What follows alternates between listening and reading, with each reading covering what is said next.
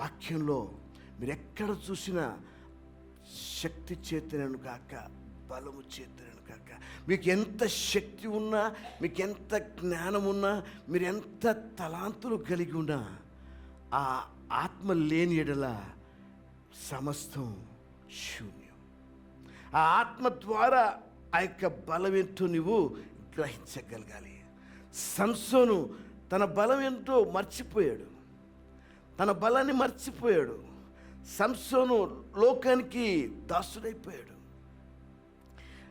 లోక వ్యభిచారానికి దాసుడైపోయాడు, ఆ యొక్క దళైలకు దాసుడైపోయాడు. ఆ దళైలకు తన హృదయం అంతా కుమ్మరించేశాడు. ఆ రాత్రి తన తలంతా తన వెంట్రుకలు కొరిగేశారు. నీ అభిషేకం ఎక్కడుందయ్యా? నా తల వెంట్రుకలు తీసేస్తే నేను నాసీరుగా ఎన్నుకొనబడ్డాను. నా వెంట్రుకలు తీసేస్తే నాలో నుంచి పవర్ పోతుంది, శక్తి పోతుంది. అంతే.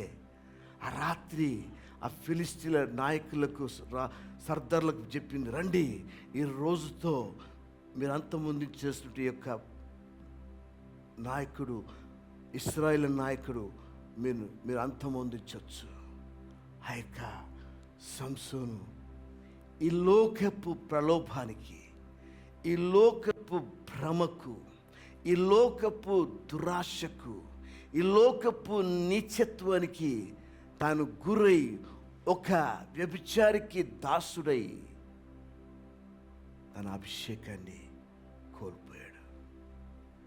స్థితి ఎక్కడికి వచ్చిందంటే, ఒకప్పుడు గాడిద దవడ తీసుకొని ఫిలిస్తీన్లపై దండెత్తినటువంటి ఈనాటి మన అభిషేకం పొందుకున్న సంసోను కళ్ళు ఊడ పెరకబడి, కాళ్ళు చేతులకు సంఖ్యలు వేయబడి, బహు భయంకరమైన స్థితి ఆ యొక్క ఫిలిస్తీన్ల సర్దార్ల ముందు వాళ్ళు ఈయన చూసుకుంటూ గేలి చేస్తూ నవ్వుకుంటూ, ఇప్పుడు చూపించరాని ప్రభావం ఏంటో అని వాళ్ళు ఆయన గేలి చేస్తున్న సందర్భం.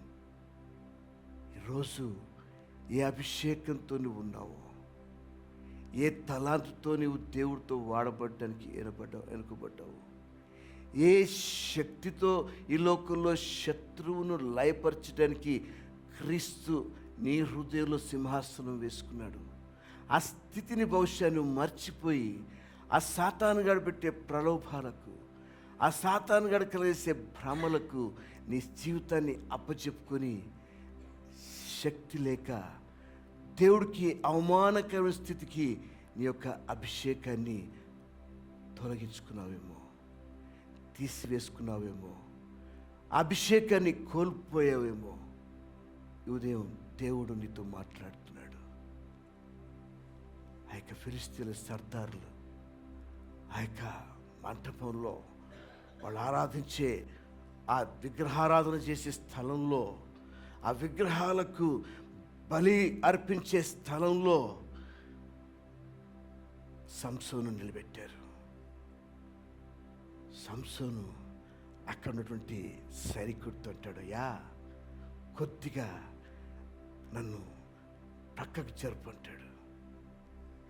ద మూమెంట్ ఎప్పుడైతే తాను అభిషేకంలో ఏ దేవుడికి దూషణకరంగా మారిన స్థితిని అర్థం చేసుకున్నాడు, గ్రహించాడు. ఈరోజు నేను బానిసనైపోయానే, రాసులకు రాసినటువంటి ఆ యొక్క దేవుణ్ణి కలిగి ఉండి ఈరోజు ఈ దుర్మార్గులకు, ఈ లోక శక్తులకు నేను బానిసనైపోయానే అన్నటువంటి రోషంతో ఆ దేవుడిని ఒకసారి అడుగుతున్నాడు, ప్రభువా నేను చేసినదేదో పొరపాటే, నేను చేసిందేదో తప్పే, ఈ లోకం కోసం, ఈ లోక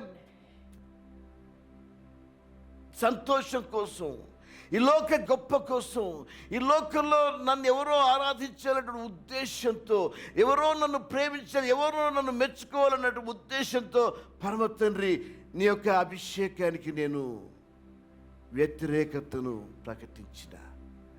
ఈరోజు నన్ను ఎందుకైతే ఎన్నుకున్నావో, ఆ సంసోనుకు అర్థమైతే ఉంది, ఎందుకు ఈ భూలోకంలో నన్ను దేవుడు సృష్టించి ఉంటాడు.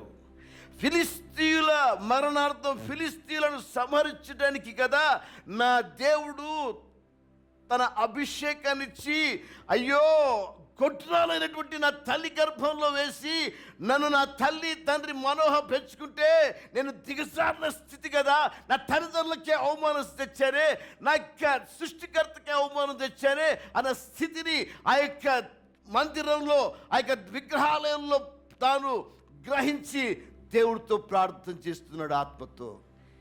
ఈ ఉదయాన్న మీకు దేవుడిచ్చిన ఆత్మతో ప్రార్థించే అవకాశం. అయ్యా ఒక్కసారి నాలో ఆ అభిషేకాన్ని పురికొల్పు, నాలో మీరు అనుగ్రహించిన ఆత్మను పురికొల్పు. చాలు, నీ యొక్క నిబంధన నాతో నీకెల చిత్తం నెరవేర్చుకొని నేను చత్తును తార్లార్పోషాబా. ఈరోజు ఈ లోకము నిమిత్తమే చచ్చిపోవాలి. హల్లెలూయా. ఈ లోక నిమిత్తమే నువ్వు చచ్చిపోవాలి, పరలోకం నిమిత్తమై నీవు జీవితున్నావుగా ఆ అభిషేకంలోకి అడుగు పెట్టాలి. హల్లెలూయా.